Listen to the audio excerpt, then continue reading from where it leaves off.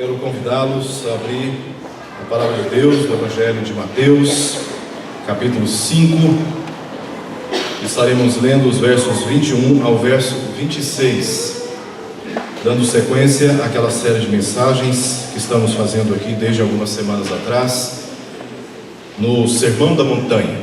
Esse sermão que Jesus fez diante de algumas multidões e também, especialmente, de 4 discípulos que estão diante dele. Vamos ler o que diz a passagem em Mateus capítulo 5, versos 21 ao verso 26, que diz assim: Ouvistes o que foi dito aos antigos: não matarás, e quem matar estará sujeito a julgamento. Eu, porém, vos digo que todo aquele que sem motivo se irá contra seu irmão estará sujeito a julgamento. E quem proferir um insulto a seu irmão estará sujeito a julgamento do tribunal. E quem lhe chamar tolo estará sujeito ao inferno de fogo.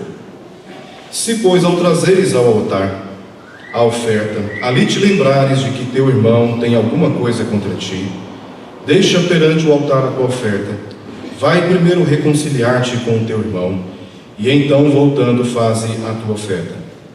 Entra em acordo sem demora com o teu adversário, enquanto estás com ele a caminho, para que o adversário não te entregue ao juiz, o juiz ao oficial de justiça, e sejas recolhido à prisão. Em verdade te digo que não sairás dali, enquanto não pagares o último centavo. Oremos. Senhor nosso Deus, nós queremos nos colocar diante de Ti, pelos méritos do Teu Filho, nosso mediador, o nosso intercessor, para Te suplicar, ó Deus, que nesta ocasião Tu fales aos nossos corações e nos dê a compreensão da Tua palavra, Pai. Que ela seja aplicada na nossa vida de tal forma que os nossos valores e a nossa compreensão a respeito dos nossos deveres diante da Tua lei sejam, ó Deus, irrevogáveis e atendidos com o santo temor na Tua presença.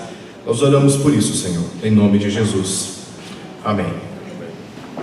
Irmãos, um dos nossos símbolos de fé, a Confissão de Fé de Westminster, no capítulo que fala sobre o culto religioso e também do domingo, capítulo 21, ali nós temos a indicação dos elementos bíblicos do culto. E eles são o seguinte: orações, leitura e sã pregação das Escrituras, cânticos, a devida administração dos sacramentos, juramentos religiosos, os votos, as promessas que são feitos, jejuns solenes e ações de graças. São esses, portanto, os elementos de culto que a Confissão de Fé de Westminster traz para nós como instrução da Palavra de Deus. Contudo, esses elementos, eles estão limitados apenas ao aspecto externo da adoração e do culto que devemos oferecer a Deus. Nada aqui é mencionado sobre o aspecto interno das motivações e da condição espiritual que é determinada para o culto a Deus. E esse assunto é um assunto de extrema importância e fundamental para a nossa compreensão a respeito do culto que devemos oferecer a Deus. Poderíamos, inclusive, se pudéssemos, sugerir que esse aspecto fosse incluído na nossa confissão bíblica a respeito do culto que deve ser apresentado a Deus. Nós não podemos nos limitar apenas aos aspectos externos do culto, mas sobretudo aos aspectos internos, das motivações que devem reger as nossas ações no culto que é digno e é dever nosso para Deus. Nos versos 17 ao verso 20, o texto da mensagem que estivemos expondo aqui na última semana, Jesus ensinou pelo menos 3 coisas. Primeiro, que Ele veio cumprir toda a lei, todas as exigências da lei, a fim de que a nossa justificação fosse conquistada. Também Ele exigiu que os seus discípulos vivessem e ensinassem corretamente os princípios da lei. Ele veio cumprir a lei se aplica a Ele no tocante à nossa redenção, à nossa justificação, mas Jesus mostra que diante da lei nós também temos algumas responsabilidades, alguns deveres. E é nesse sentido que a mensagem, o texto, conclui dizendo que a nossa justiça deve exceder em muito a justiça dos escribas e fariseus. Ele passou agora a ensinar que a lei deveria ser atendida, excedendo essa falsa religiosidade que era típica e comum naqueles dias, oferecendo instruções práticas, por exemplo, quanto aos seguintes temas. 5 temas basicamente da lei, Jesus expõe aqui mostrando o contrassenso que os escribas e fariseus não percebiam. Jesus leva então ao entendimento mais profundo quanto ao homicídio, ao adultério, os juramentos, a vingança e também ao amor, a respeito do amor ao próximo, entre os versos 21 ao verso 48, conteúdo das nossas próximas mensagens. A sua intenção também foi enfatizar aqui nesta passagem os princípios elementares da lei, que estavam sendo negligenciados, como a justiça, a misericórdia e a fé. Eles praticavam, eles se esforçavam, eles tentavam obedecer à lei, mas esses princípios na lei estavam sendo omitidos nas suas práticas. O ponto principal desse ensino é que a vida cristã deve ser guiada por um profundo e verdadeiro compromisso com os valores do reino de Deus, como nós vimos aqui no verso 1 ao verso 12, algumas semanas atrás. Com base nisso, nosso objetivo aqui é expor o ensino de Jesus sobre como devemos lidar com o nosso irmão, superando a ira que muitas vezes contamina as relações e compromete o testemunho que deve glorificar a Deus. Esse é o nosso propósito, e eu estou dividindo esta passagem em 3 sessões. A primeira no verso 21, onde é uma declaração da lei, não matarás. Segundo ponto, verso 22, onde Jesus ele destaca o princípio desta lei que os escribas e fariseus não estavam observando, mas agora Jesus leva os seus discípulos a essa compreensão de que a ira do coração contra o irmão é também uma forma de assassinato. E vamos terminar observando o que diz nos versos 23 a 26, onde ele faz uma aplicação desse princípio que ele ensinou aqui no verso 22. Então, primeiramente, o verso 21, a lei declara: não matarás. Este é o 6º mandamento que se encontra em Êxodo capítulo 20, verso 13, e também em Deuteronômio capítulo 5, verso 17. Isso está bastante claro na lei: não matarás. Justamente com esta lei, os fariseus associaram um texto que se encontra em Gênesis capítulo 9, verso 6, que diz: se alguém derramar o sangue do homem, pelo homem se derramará o seu, porque Deus fez o homem segundo a sua imagem. Olha o que diz o verso 21. Ouvistes o que foi dito aos antigos. Aqui há uma possibilidade desta referência ser a lei que foi entregue a Moisés e que foi passada de geração em geração por oralidade e também pelo texto escrito, ou também uma possibilidade aqui de os famosos rabinos do período interbíblico, Hilel e Shammai, que eram também chamados de antigos profetas ou pais da antiguidade. Foram grandes intérpretes da lei no período interbíblico. O fato é que, de uma forma ou outra, esta verdade da lei chegou até eles. Ouvistes o que foi dito. E aí nós temos a declaração: não matarás. Não houve corrupção da lei nesse sentido. A lei foi preservada. E eles fizeram uma adição, uma associação aqui com esta lei, dizendo: quem matar estará sujeito a julgamento, se referindo certamente a Gênesis 9, verso 6. A lei de Deus foi dada para proteger a vida contra a prática do assassinato. Imagina se não tivesse essa lei, o descontrole que haveria entre o povo. Deus, portanto, deu essa lei para proteger a vida, porque ela deve ser respeitada e valorizada. Nenhuma vida deve ser tomada, nem a nossa própria vida deve ser tirada, nem a vida de qualquer outra pessoa. Isso está claro no verso 21. A lei está declarando aquilo que foi preservado no decorrer da história. A vontade de Deus é esta: que a vida seja protegida e preservada. No verso 22, Jesus agora leva os discípulos a uma profundidade desta lei, porque os escribas e fariseus observavam apenas o aspecto externo, mas eles precisavam entender qual era o princípio dessa lei que foi dada, e é justamente esse princípio que os discípulos deveriam observar e que eu e você também devemos observar.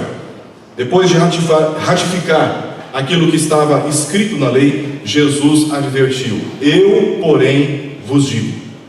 Aqui ele reivindicou a autoridade para corrigir a interpretação que estava sendo admitida quanto a esse requisito da lei.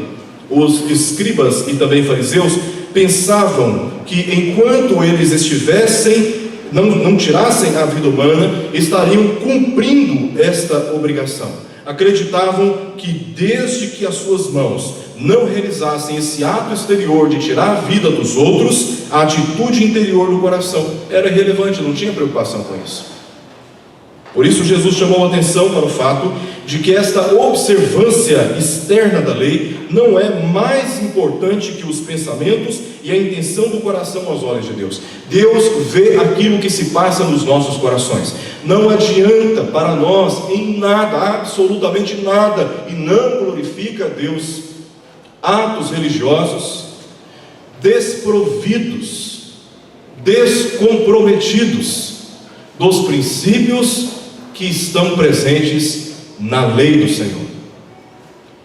Deus deve ser adorado em espírito e em verdade, e se não for baseado nesse princípio, nesta verdade, os atos externos, rituais, cerimônias, sacrifícios, Deus não se alegrava, Deus não aceitava, como não aceita o nosso culto hoje, se ele não for oferecido com sincero temor na presença de Deus.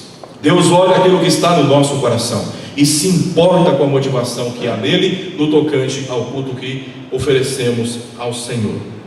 Aqui nós temos algumas palavras que mostram a necessidade de termos uma atitude interna antes de qualquer atitude externa. Jesus disse que se todo aquele que sem motivo se irá contra o seu irmão estará sujeito a julgamento, e quem proferir um insulto a seu irmão como resultado desta ira, como uma manifestação, uma evidência desta ira, ele também estará sujeito a julgamento do tribunal. E quem lhe chamar tolo, uma ofensa ainda mais grave, acompanhando a gravidade do pecado, acompanhando a gravidade da ofensa, estará sujeito ao inferno de fogo. Todas as sociedades consideravam e consideram o assassinato como um sério crime. E a ira aqui foi associada ao mesmo nível de assassinato, sujeito ao mesmo nível de julgamento. Então, se o assassinato é um crime grave, Jesus associa a ira a este crime grave, e portanto, assim como o assassinato deve ser julgado, a ira no coração contra o irmão também deve ser julgado. E o julgamento acompanha a gravidade da manifestação dessa ira. Começa com um sentimento do coração que se evidencia por uma quebra de relacionamento e com ofensas graves contra o próximo. Duas palavras gregas traduzem a ira no Novo Testamento. A primeira palavra, uma das palavras é thumos, que é uma referência a uma ira passageira, aquele tipo de inquietação que nós sentimos comumente nas nossas relações e logo nos esquecemos dela. Mas há uma outra ira, uma outra palavra no Novo Testamento que traduz aqui a palavra ira, que é orgue. Esta é uma ira profunda, permanente, duradoura, caracterizada pela amargura e também pelo ressentimento. E é esta ira que Jesus aqui se refere nesse texto. Essa é a palavra que está aqui, orgue.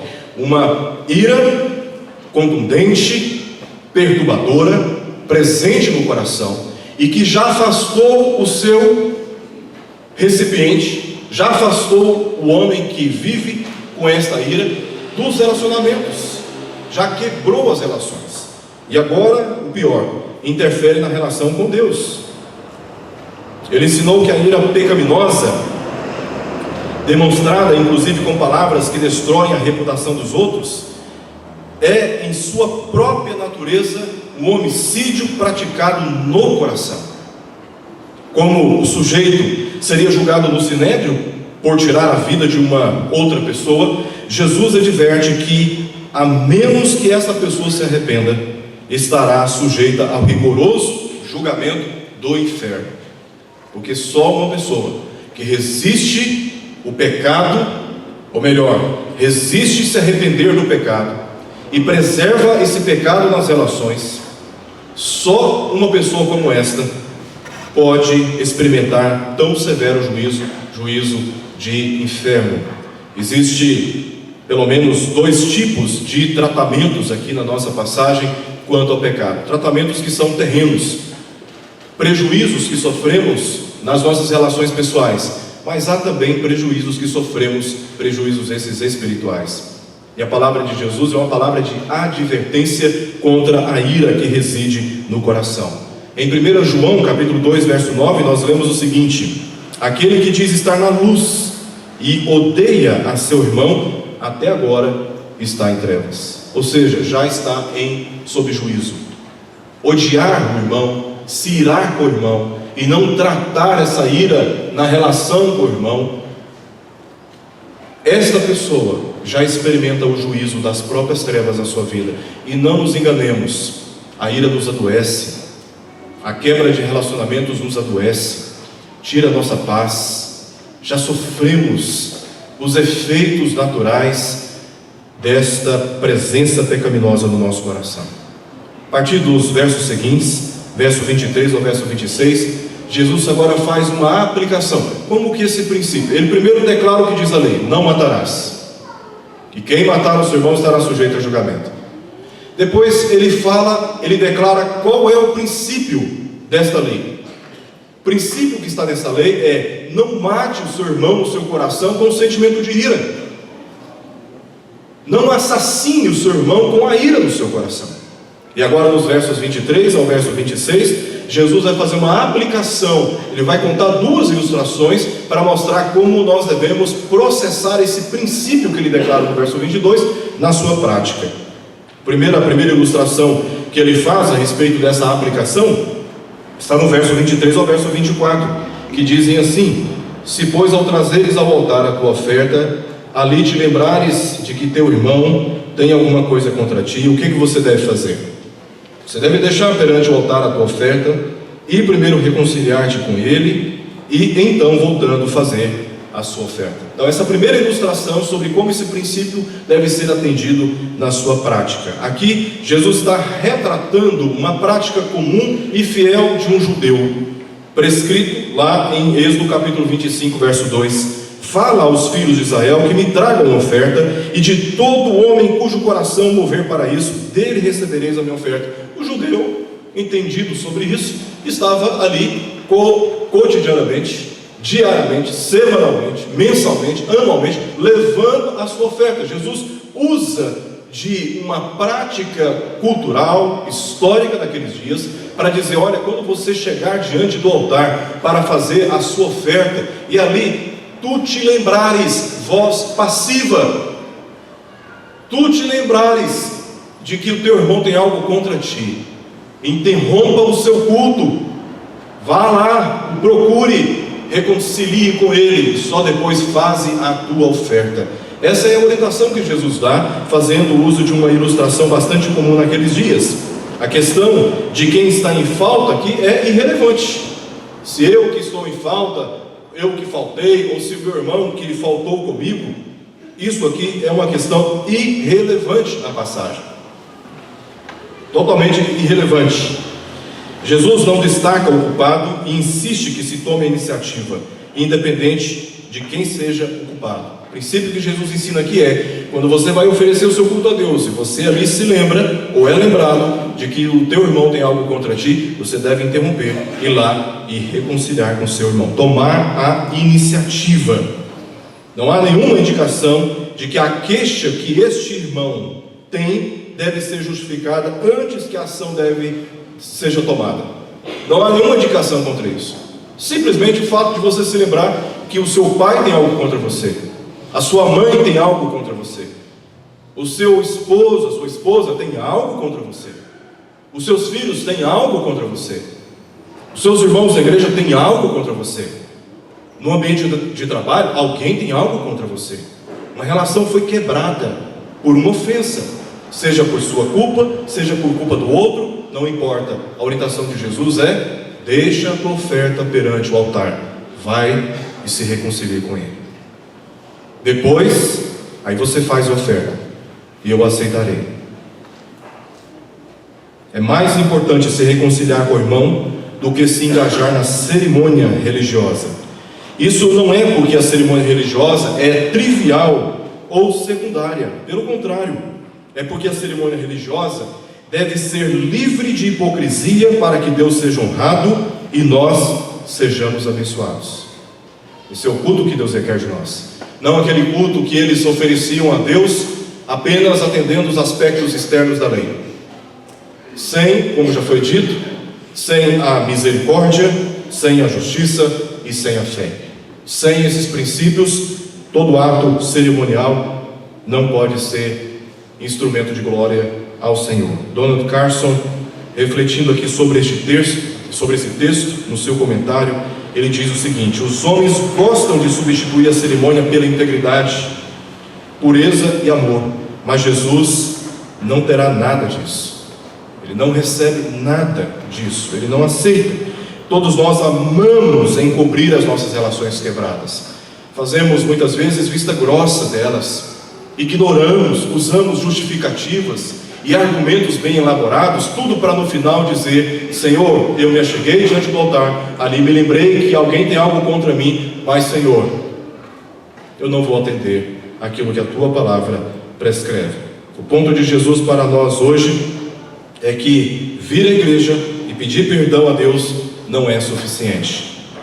Devemos primeiro pedir perdão àquele que ofendemos, ou buscar a reconciliação com aquele que nos ofendeu. Antes, porque era no altar que os judeus faziam seus sacrifícios, buscando pela expiação perdão dos seus pecados, e era também no altar que eles faziam ofertas de adoração a Deus. Jesus está dizendo, antes de fazer isso, vá lá, reconcilie com seu irmão, para que este ato seja acompanhado pela justiça, pela misericórdia e pela fé, e chegue a mim como aroma suave. A segunda ilustração que nós temos aqui está nos versos 25 ao verso 26. Jesus disse assim: entra em acordo sem demora com o teu adversário, enquanto estás com ele a caminho, para que o adversário não te entregue ao juiz, o juiz ao oficial de justiça, e sejas recolhido à prisão. Em verdade te digo que não sairás dali enquanto não pagares o último centavo. O objetivo desta ilustração segue o mesmo sentido da ilustração anterior, demonstrando a urgência e necessidade dos passos na reconciliação, porque os procedimentos judiciais e os resultados podem tornar isso impossível depois. Aqui Jesus está fazendo menção do dia em que Ele voltar, e que não haverá oportunidade para nós repararmos os pecados de outrora, de repararmos os erros cometidos no passado. Então este é o tempo que Ele nos dá para que isso seja atendido na presença de Deus, e Deus seja glorificado. Esse é o tempo em que nós temos para cumprirmos estas exigências. Ele destacou duas advertências aqui. No verso 25, a reconciliação não deve ser adiada. Existe uma urgência. Você está a caminho com o teu adversário ao tribunal. Então, no caminho, tente fazer uma conciliação com ele, um acordo. Vai ser muito melhor para você. Não pode ser adiada. E em segundo lugar, no verso 6, um julgamento se aproxima e será severo. Então é melhor entrar em acordo sem demora com o teu adversário, enquanto vai com ele a caminho, para que você não seja entregue por ele ao juiz, o juiz ao oficial de justiça, e depois seja recolhido à prisão. Jesus está destacando em primeiro lugar que há uma necessidade, há uma urgência em relação aos passos da reconciliação, e portanto ela não deve ser adiada. E em segundo lugar, um julgamento se aproxima e será muito severo, e é melhor procurar o irmão e tratar com ele enquanto há tempo e oportunidade. Eu quero concluir esta mensagem trazendo pelo menos 3 conselhos aqui para todos nós. Primeiramente, sobre a questão da ira, que é um tema bastante relevante aqui na nossa passagem, pelo próprio Jesus. Ele mesmo deu esse destaque sobre a ira. A ira nem sempre é má. Precisamos primeiramente entender esse princípio. A ira nem sempre é má, porque é ela que nos induz a agir contra as injustiças e profanações daquilo que para Deus é sagrado. Quem não se lembra daquela passagem que Jesus chega no templo e vê o templo sendo usado pelos mercadores, tratando a casa de Deus como uma casa de comércios, onde as pessoas que traziam seus animais distantes, e era muito difícil porque o animal chegava pelas viagens, os animais chegavam feridos, machucados, esgotados, e nessa condição os animais não poderiam ser oferecidos no altar, porque os animais tinham que ser animais perfeitos. Então, o que alguns oportunistas perceberam? Que se eles comercializassem os animais na porta do templo, eles lucrariam muito. Então, os viajantes, em busca de fazer oferta no templo, chegavam lá e eles eram explorados com altos valores para adquirir o animal. Jesus disse que eles estavam transformando a casa de oração em covil de ladrões e salteadores. Naquela hora Jesus se irou, porque a ira nos induz e nos ajuda a ter atitudes santas, de nos indignar contra o pecado, e de não aceitarmos e não admitirmos que determinadas injustiças sejam praticadas diante de nós. Então a ira em si, ela não pode ser interpretada imediatamente como algo ruim, mas sem um devido tratamento, ela pode sim nos levar ao pecado. Paulo diz em Efésios 4, 26 a 27, irai-vos. Há uma concessão aqui à ira. Irai-vos, mas não pequeis. Não se ponha sol sobre a vossa ira, nem deis lugar ao diabo, diz o apóstolo Paulo. Este texto indica que a ira em si não é pecado, mas carrega um potencial suficiente para manifestá-lo. Portanto, não podemos subestimar situações que provocam a ira, negligenciando cuidados preventivos e prazos para cada um deles. Então, houve um conflito no seu relacionamento, não importa com quem seja, se crente, não crente, se ele é o ofendido ou o ofensor, se ele é da sua casa ou fora da sua casa, não importa. É chegada à sua consciência a memória, a afirmação, nomes de pessoas que precisam ser procuradas para que haja reconciliação. Não faça manutenção dessa ira no seu coração. Não deixe para depois. Procure essa pessoa. Faça isso e Deus será glorificado através do seu culto. Se observarmos atentamente o ensino bíblico, chegaremos à conclusão de que os conflitos tiveram origem no pecado e, portanto, deve ser considerada primeiramente a realidade espiritual que eles envolvem, tratados com firmeza e confiança na obra redentora de Jesus. Em Provérbios 15, 18, nós lemos que o homem iracundo suscita contendas. Ele é um problema em onde ele está. O homem que tem ira no seu coração, amargura, ressentimento, que resiste perdoar, onde ele vai, ele carrega essa dor, esse peso com ele. E a ira vai se manifestar, muitas vezes de maneira desproporcional, e punindo pessoas que nem sabem por que estão sendo punidas, com tratamentos hostis, austeros, mal educados, insensíveis, porque aquela pessoa está dominada por ira, por amargura, por ressentimento. Há relações quebradas que estão adoecendo aquela pessoa, e ela vai manifestar isso de uma forma ou de outra em outras relações. Essa atitude em relação aos conflitos descreve testemunho sólido e maduro da vida cristã. Se há quebra de relacionamentos, o dever que temos é, sem adiarmos os passos da reconciliação, procurarmos aquele com quem há um conflito conosco. Em segundo lugar, é importante nós destacarmos aqui também, como aplicação daquilo que vimos, a respeito do perdão. Jesus nos ensinou a não tolerar relacionamentos quebrados pela ira com esta passagem. Se somos os ofensores, devemos buscar o perdão. Se somos ofendidos, devemos buscar a reconciliação. A iniciativa deve ser adotada sem demoras, se quisermos obedecer o princípio da lei que glorifica a Deus e dessa forma excedermos a justiça dos escribas e dos fariseus, a fim de desfrutarmos das bênçãos decorrentes de relações pacificadas. Não há nada mais vergonhoso e terrível de crises nos relacionamentos conjugais, de crises nas relações entre pais e filhos, de crises entre relacionamentos entre irmãos da própria igreja e inclusive com a própria liderança. Não há nada mais terrível e danoso para a vida de crises instaladas e mantidas, sustentadas, incentivadas nos relacionamentos com pessoas com as quais nós trabalhamos, com as quais nós estudamos. Mas não há nada mais glorioso, onde há perdão, onde há reconciliação, onde há exercício de misericórdia, onde há fé, onde há um temor no tratamento dessas relações quebradas. Não há nada mais glorioso na presença de Deus, de ver relações antes quebradas por causa do pecado, agora reconciliadas, agora manifestas como sendo relações curadas pela força da palavra de Deus. Em último lugar, a respeito do culto, nós não poderíamos também deixar de tratar esse assunto aqui.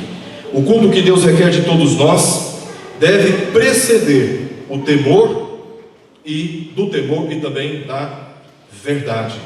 O culto, ao ser oferecido para Deus, deve ser acompanhado por esse testemunho de que eu entendi o princípio da lei e eu rapidamente procurei atender. Os fariseus, os escribas, eram segmentos religiosos dentro do judaísmo, como já vimos, separados da sociedade, na sociedade, mas separados da sociedade. Ao mesmo tempo que eram admirados por causa da sua ordem religiosa, a sua capacidade no tocante às leis, eram pessoas sem misericórdia.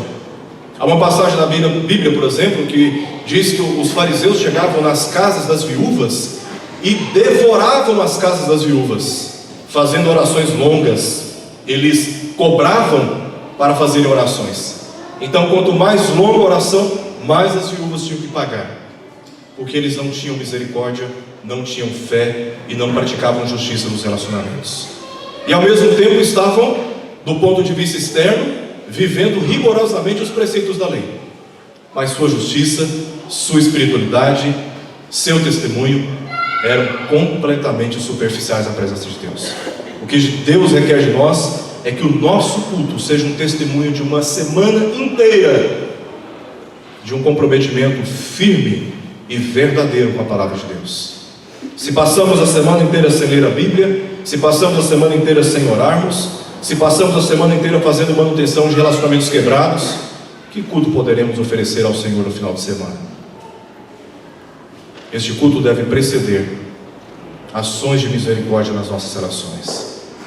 E se porventura nesta ocasião o Espírito trouxe à sua memória pessoas que precisam ser procuradas, sem demora, procure essas pessoas e busque a reconciliação, e confie na ação do Espírito Santo, que pode entender as suas piores expectativas com reconciliação, com cura dos relacionamentos, a fim de que você desfrute dos benefícios de relações pacificadas e o seu culto seja atendido, aceito por Deus, e Ele seja glorificado através da sua vida. Vamos orar.